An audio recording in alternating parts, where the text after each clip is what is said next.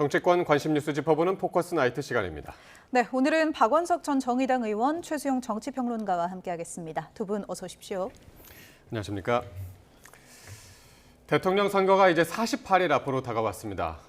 먼저 국민의힘은 예비 등록 후보 11명을 서류 심사를 통해서 8명으로 줄였습니다. 네. 평론가님, 이제 4강 경쟁이 이제 본격화되겠네요. 네, 그렇습니다. 이제 4강 티켓이 이제 정말 그 초미의 관심사가 되는데 네. 또 제가 알기로 여기 이제 순위가 아마 나중에 나올 겁니다. 이제 누가 1위를 했는지 제가 득표까지는 공개하지 않는 걸로 알고 있는데 순위가 나면 순위는 공개를 하고. 순위는 공개하는 걸로 제가 알고 있는데 그렇다면 이건 굉장히 중요한 포인트입니다. 왜냐하면 이게 이제 나중에 2인 결선 컷까지 가는 이제 굉장히 중요한 이제 새 형성이 되기 때문에. 근데 지금 예. 오세훈 시장이 중간에 드랍을 하고 유승민 전 의원이 드랍을 했잖아요. 근데 이게 굉장히 구도에 출렁거리는 변화를 가져올 겁니다. 근데 저는 어떻게 보냐면은 이런 지금 경선 구도라면은 사실 여론조사, 국민 여론조사 100%잖아요. 근데 이게 지금 국민의힘 지지층과 무당층만을 대상으로 하지 않습니까? 이 여론조사 전문가들의 얘기를 들어보면은 이렇게 하는 여론조사는 한 80% 가까이 당심에 수렴한다는 얘기가 있습니다. 그렇다면 사실상 이거는 한 80%가 당원 투표 형식을 띠고 있다라는 이야기인데 그렇게 될 경우 그럼 이게 표심이 어디로 가느냐 굉장히 중요하지 않습니까? 근데 중도 소구력이 가장 있다고 하는 오 시장의 그 중간 이제 드랍은 전 제가 보기에 오히려 다른 분들에게 확산할 가능성보다는 오히려 한동훈 전 대표에게 집중할 가능성이 있다. 왜냐하면 결국 오 시장을 지지했던 분들은 마음을 속에 지지하겠다 하는 분들은 결국은 탄핵을 찬성하는 것과 그다음에 여기에 대해서 뭐 계엄엔 반대하지만 그럼에도 불구하고 어떤 게 있냐면 가장 중요했던 중도를 누가 좀 확장할 수 있느냐 이게 관건인데 그렇다면 이게 이제 가장 경쟁력 있어 보이는 지금 한동훈 전 대표에게 이른바 몰아주기 형태로 가는 이른바 선택적 표심 형태로 가는 가능성이 있고 또 하나 제가 주목해 보는 포인트는 이철우 경북지사입니다. 이철우 경북지사가 새로운 박정희라는 슬로건을 들고 나왔더라고요. 지금 이게 당원 투표의 성격을 띠다 보니까 TK의 적통성을 갖고 있는 이철우 지사, 그다음에 경북지사죠.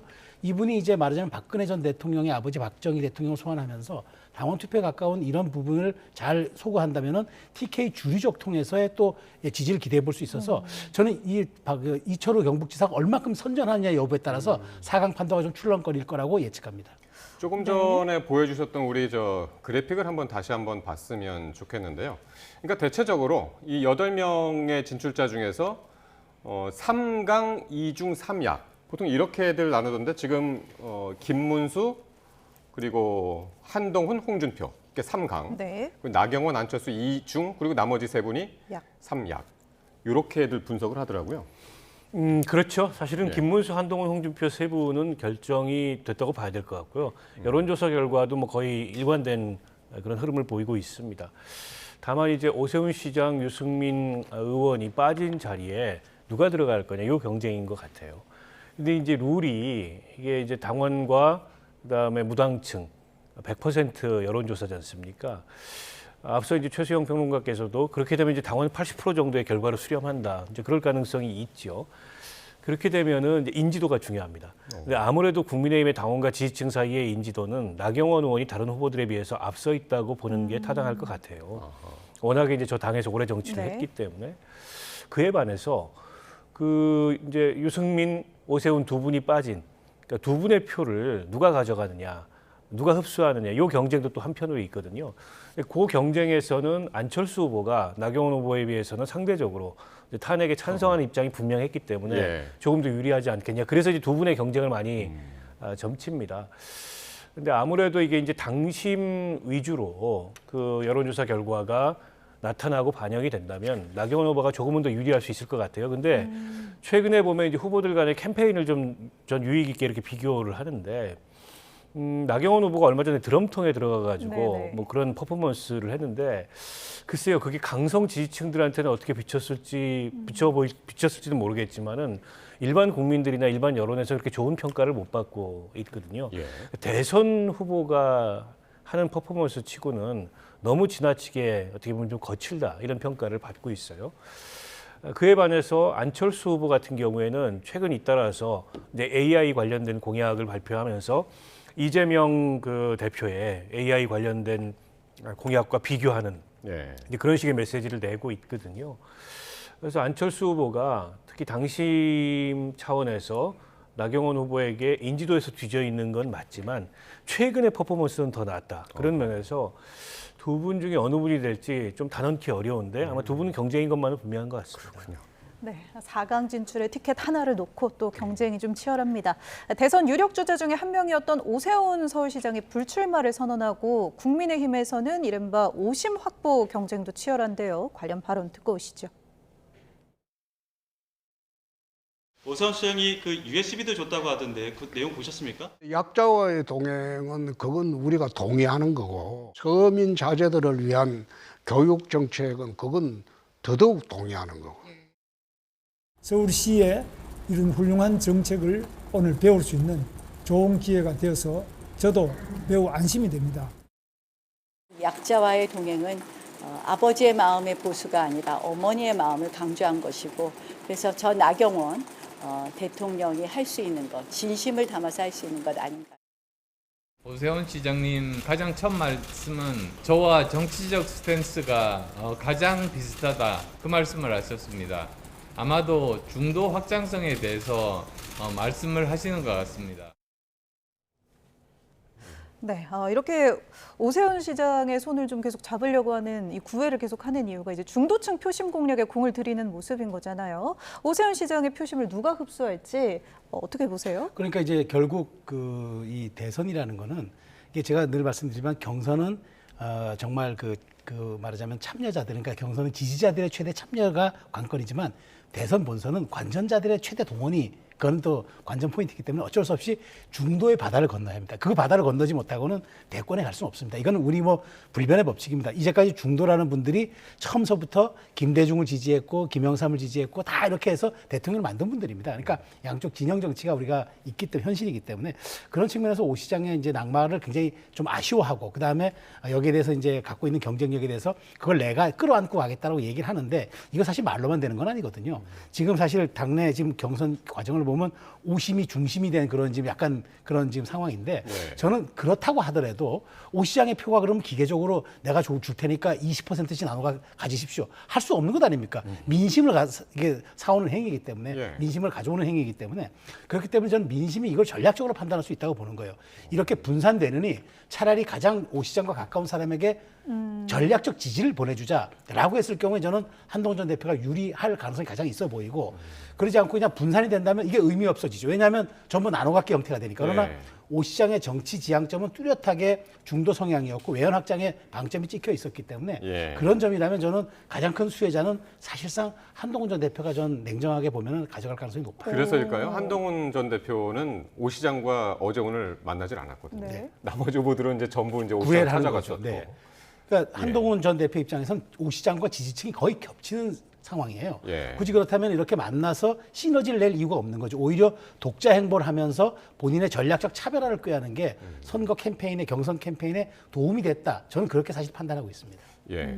박 의원께서도 그렇게 보시나요? 아까 이제 아니 저는 조금 예. 의외였습니다. 저는 오세훈 시장을 만나러 저렇게 후보들이 이른바 이제 오심 경쟁을 하는 거 지극히 이제 이 경선 상황에서 당연한 모습이라고 보는데 한동훈 전 대표가 왜 안 갈까? 저는 한동훈 전 대표가 제일 먼저 갈 줄 알았어요. 왜냐하면 지지층이 겹친다는 것은 그만큼 오 시장을 지지했던 그 표심을 흡수할 가능성이 높은데 공을 들이고 성의를 보이고 지지자들한테 어떻게 보면 오세훈 시장을 지지했던 그 지지할 때 그런 어떤 기대 이걸 나에게 보내주시라 이런 적극적인 모습을 보여야 되는데 의외로 별로 적극적이지 않은 것 오늘 같아요. 대구 갔죠, 대신.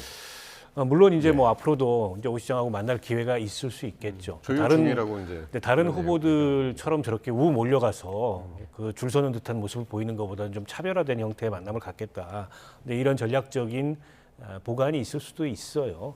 때문에 뭐 안 만날 것 같지는 않은데 글쎄요. 제가 어쨌든 한동훈 대표한테 조언을 하는 위치에 있었다면 가장 먼저 오 시장을 만나는 게 가장 효과가 크다. 네. 이렇게 얘기를 했을 것 같아요. 그래서 저는 가장 먼저 만나러 갈 줄 알았거든요. 그런 면에서 약간은 의외였고 저도 이제 좀 말씀하셨던 거에 공감하는 면이 있습니다. 왜냐하면 그 표심을 정하는 데 있어서 내 표가 사표가 되길 바라지 않거든요. 그러면 가급적 될 사람 쪽으로 가자. 이게 심리예요, 사람들이. 그러면 지금 남아있는 그러니까 오 시장을 지지했던 성향의 표심 중에 그 표심이 향할 향배 중에 가장 될 만한 사람은 한동훈 후보입니다. 그런 면에서 한동훈 후보가 가장 많은 지분을 가져갈 가능성이 크고 그 다음에 정치 성향이나 그 당내의 포지션이 비슷했던 안철수 후보 뭐 이런 순서가 아닐까 싶어요. 그 상대적으로 탄핵에 강하게 반대했던 뭐 나경원 후보, 홍준표 후보, 김문수 후보 같은 경우에는 오 시장을 지지했던 성향의 그런 그 당원이나 지지자들이 선뜻 지지하기는 쉽지 않을 것 같아요. 예. 네. 1차 경선의 이제 관전 포인트 하나를 짚어본다면 그 중에서 하나가 이제 윤석열 탄핵 찬반 입장이 이제 이게 주목을 받고 있던데 벌써부터 반탄 후보들의 연대 움직임도 나타나고 있어서 어떻게 보시나요? 반탄파의 합종 연행 가능성? 예. 근데 탄핵 반대파가 사실 지금 주류잖아요. 사실 지금 보면은 그 오세훈 안철수 후보를 아까 오세훈 부선 빠졌으니까 그렇죠. 한동훈 전 대표와 안철수 후보를 빼고 전부가 찬탄이죠. 사실 찬탄이죠. 근데 여기서 미묘하게 갈리는 건 홍준표 시장입니다. 홍준표 시장은 탄핵 찬성에는 또 약간 미묘한 스탠스를 보이면서 이제 자꾸 그 얘기는 하지 말자. 이제 또 그런 이제 과거 절연에 지금 메시지를 보내고 있거든요. 그러니까 좀 미묘한데 그러니까 저는 구도 자체가 실제로 프레임이 지금 나눠지고 있는 건 분명해요. 그래서 이제 제가 보기에 이 오 시장을 지지했던 분들이 한쪽으로 쏠릴 가능성을 제가 이야기하는 게 새 형성을 놓고 보면 여기가 조금 밀리거든요. 우리가 왜 그 과정에서 일단 두 가지죠. 보수 정당의 리빌딩이 필요하다고 생각하는 분들은 일단 탄핵 찬성파에다 힘을 실어줄 가능성이 있으면서 당신들이 새로운 보수의 비전을 한번 내봐라고 요구할 가능성이 있습니다. 이제 두 번째는 이제 한동훈 전 대표 같은 경우가 실제로 그 굉장히 그때 국회에서 역할을 했기 때문에 그런 점들에 대한 수혜를 좀 볼 수 있겠지만 탄핵 반대파가 지금 사실은 여기에 대해서 좀 강한 좀 세를 형성하고 있지만 윤석열 대통령이 지금 매일매일은 하지만 일주 단위로 지금 재판을 받고 있는 과정 아닙니까? 이런 모습들이 실제로 캠페인은 매우 부정적이거든요. 국민의힘의 흥행 열기에 오히려 이게 자극제라기보다는 오히려 이게 조금 말하자면 마이너스 요인이 될 수 있기 때문에 그런 측면을 놓고 보면 이게 구도가 성립되는 게 별로 좋은 건 아니에요. 그런 측면에서 제가 보기에 이 부분들은 아마 후보들도 결코 이 부분을 탄핵 찬성과 반대로 가르는 게 결코 도움이 되지 않는다고 판단하기 때문에 저는 그 부분이 쟁점이 될 것 같지는 않습니다. 네. 박 의원님. 네. 뭐 탄핵 찬반으로 논쟁을 하고 싶어 하지는 않을 것 같아요. 그 자체가 이미 지난 일이고 오히려 굉장히 퇴행적으로 보일 수 있거든요.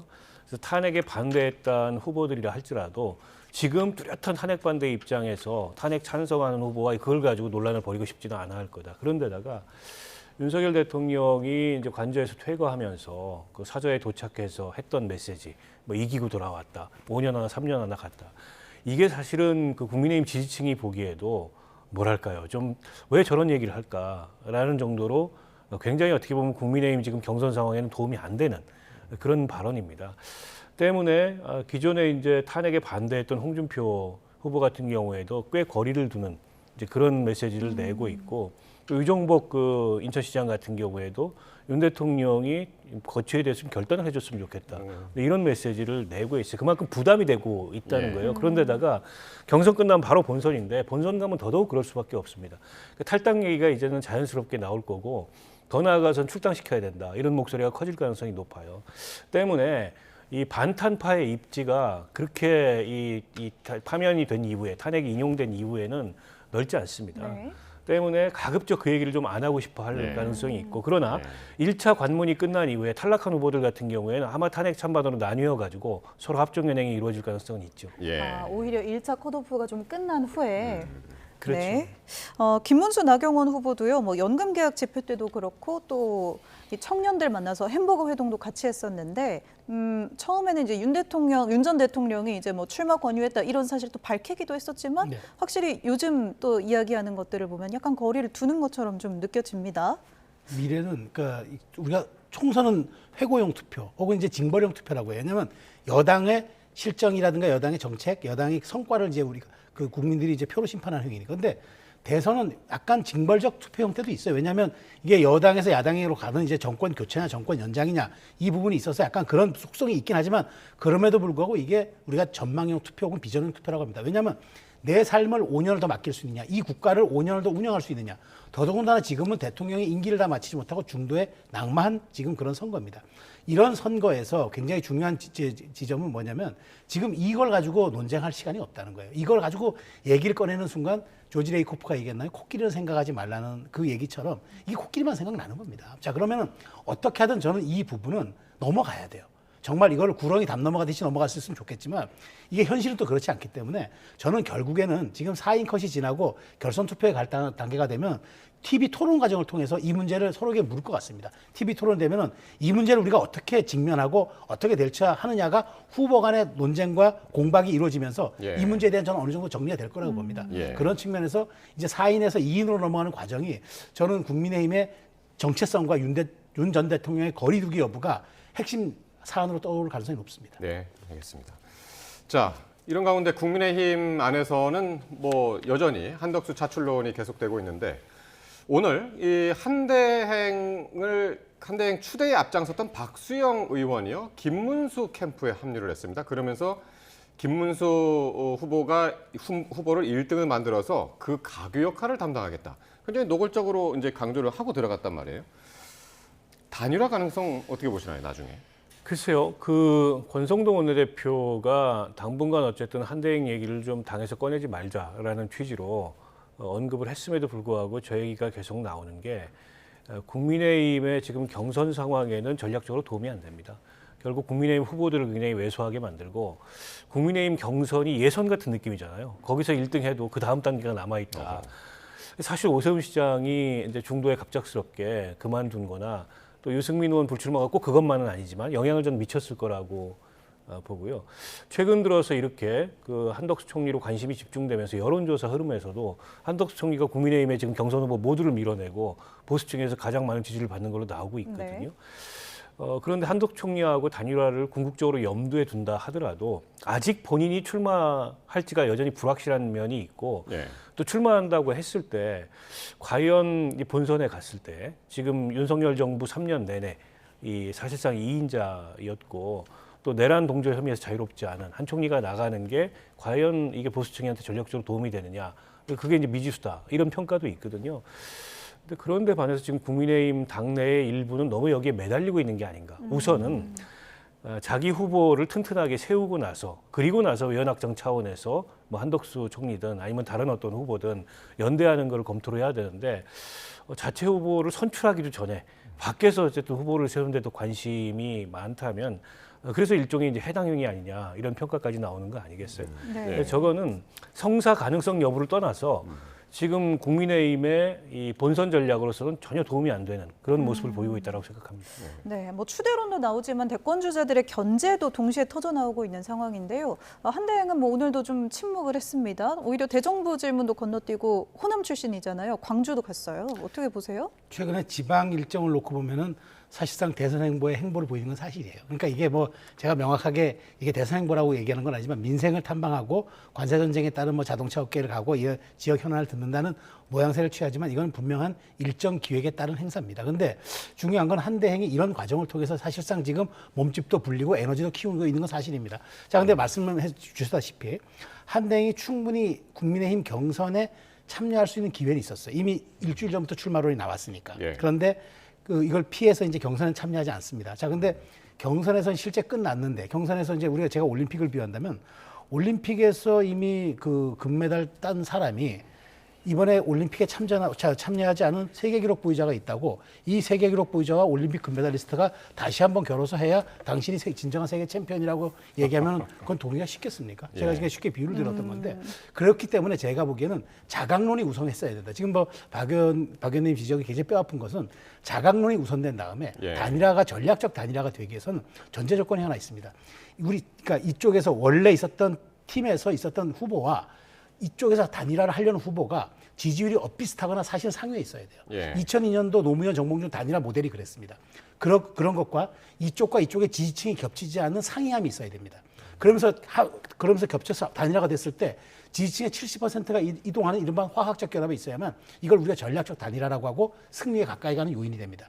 근데 지지층도 겹쳐요. 예. 자, 이런 측면은 굉장히 정무적으로 디테일하고 정교하게 관리가 돼야 되는데 이게 경선 출발 전부터 이런 얘기들이 나오는 게 사실은 굉장히 밖에서 보기에 국민의힘의 허약함을 드러낼 수 있는 하나의 단초가 될 수 있어서 이건 조금 지도부가 좀 제대로 좀 관리를 했었어야 한다는 생각이 좀 듭니다. 그리고 공무원의 정치 중립의 의무가 있잖아요.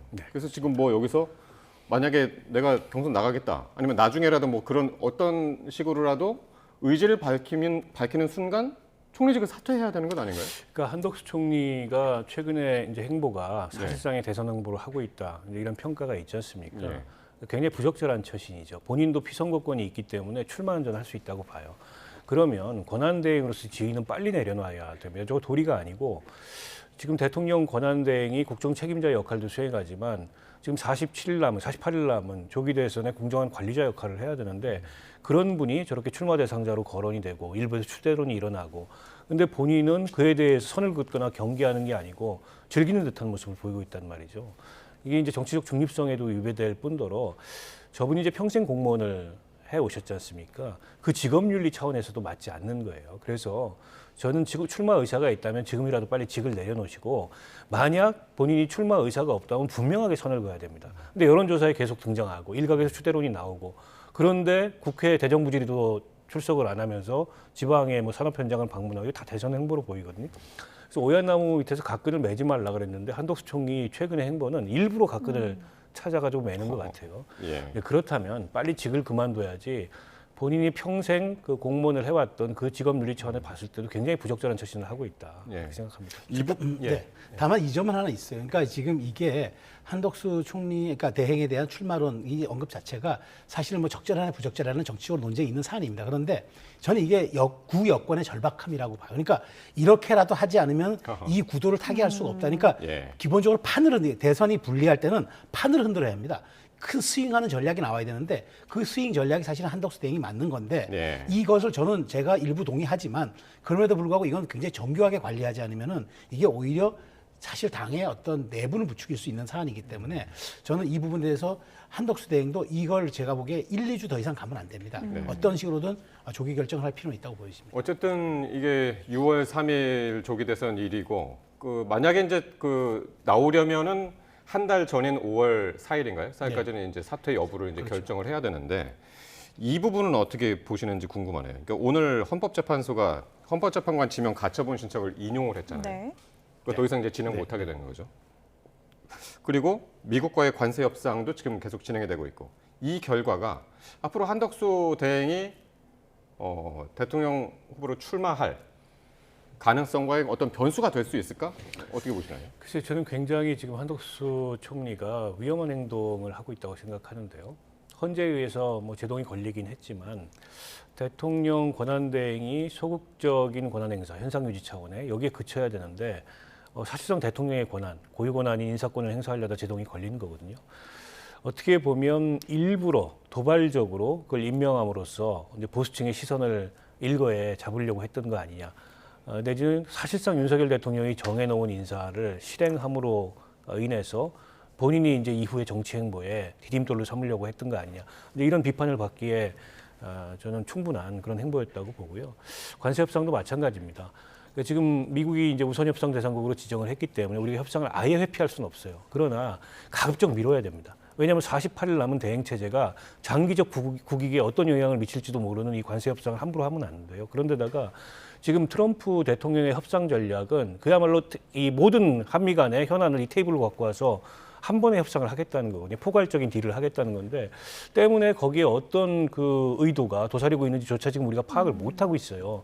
그런데 이걸 서둘러서 마치 미국과의 이런 그 관세 전쟁에 있어서 성과를 내고 그 성과를 바탕으로 대선으로 가겠다 이런 발상을 하고 있다면 대단히 저는 위험한 거라고 보고요. 그리고 조금이라도 민감한 협상 내용을 미국하고 불가피하게 논의를 해야 된다면 국회하고 상의를 해야 됩니다. 그렇지 않고서 독단적으로 이거를 협상을 했다가 돌이킬 수 없는 결과를 초래할 수 있기 때문에 자칫 이거는 나라 팔아가지고 본인이 입신양명하려고 한다 이런 비판을 나중에 받을 수가 있어요. 그래서 저는 협상 서두르면 절대 안 되고 그리고 조금이라도 민감한 내용은 국회하고 사전에 충분한 협의를 해야 된다 생각합니다. 네. 네.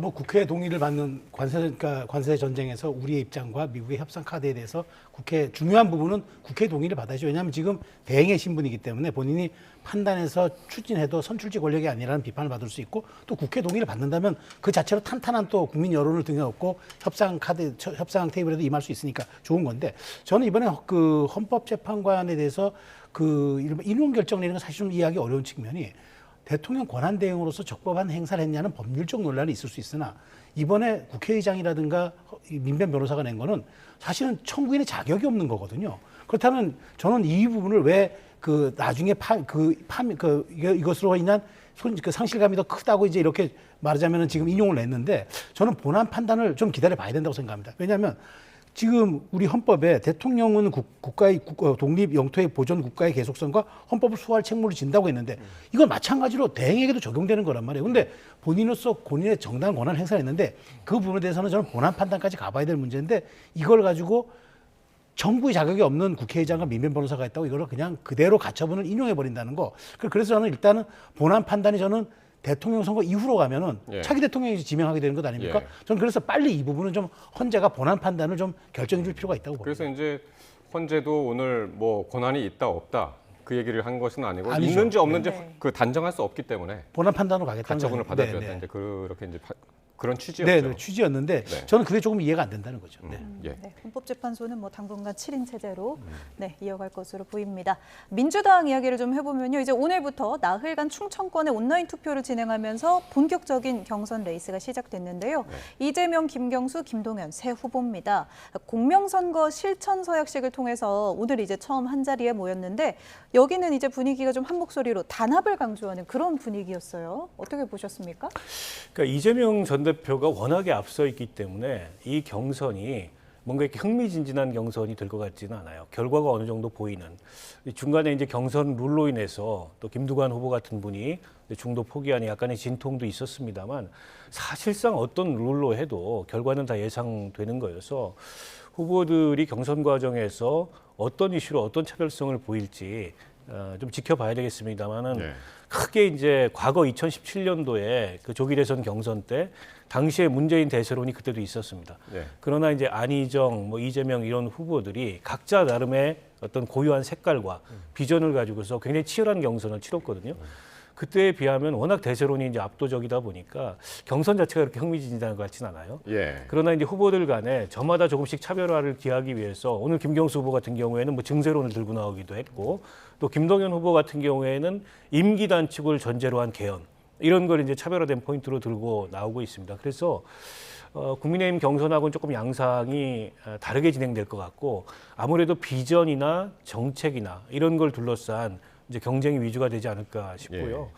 그리고 대체로 지금 뭐 김경수 후보나 김동연 후보도 경선에는 임하고 있지만 이재명 대표가 후보가 될 거라는 걸 전제로 그 뒤에 어쨌든 이번 대선이 지난 뒤에 뭐 당에서의 입지, 그다음에 본인들의 각자의 정치 전망, 그에 따른 어쨌든 뭐 그 어떤 포스트를 이번 경선을 통해서 확보하기 위한 그런 경쟁을 하지 않을까 싶습니다. 그러니까 지금 2017년 당시 이제 대선 말씀하셨는데 그때 이제 이재명 후보가 상당히 이제 세게 붙는 바람에 거기서 이제 존재감이 부각이 됐고 지금 오늘날까지 이제 이런 위치에 올 수 있는 계기가 됐는데 반면에 2021년을 돌아보자면 그때는 워낙 세게 붙어서 그렇죠. 똑같이 세게 붙었는데 그때는 이낙연 전 대표가 당시에 탈당까지 하게 되는 그렇죠. 그런 상황이 됐었단 말이에요. 그러니까 지금 그게 트라우마가 있는 건 사실인데, 자, 근데 예. 되돌이켜 보면은 2017년의 상황은 지금과 똑같았어요. 그때도 탄핵으로 인한 조기 대선이었고, 지금도 탄핵으로 인한 조기 대선이었어요. 네. 근데 그때는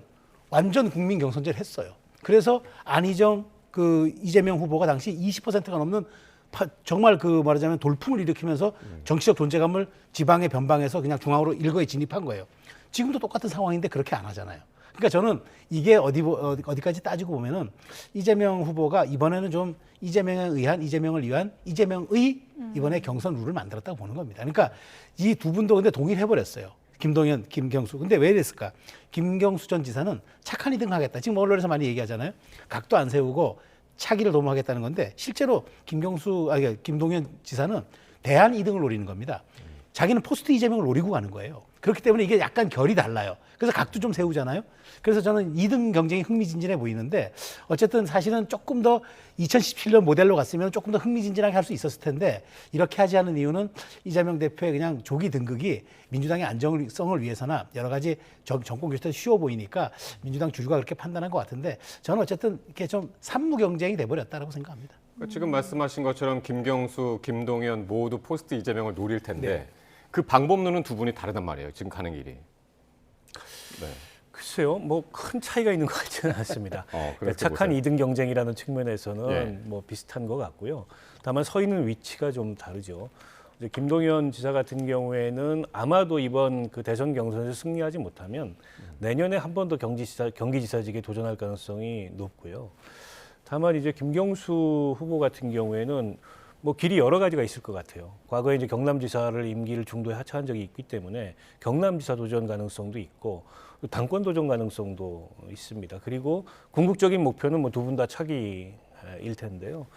그런 면에서 비슷하면서도 약간은 다른 이제 그런 행보를 좀 보이고 있는 게 아닌가 싶은데 전체적으로 후보들 간에 이렇게 차별성이 크지 않은 이제 경선을 치르게 된 이유도 지금 이 조기 대선이 주어진 조건 때문에 그렇습니다.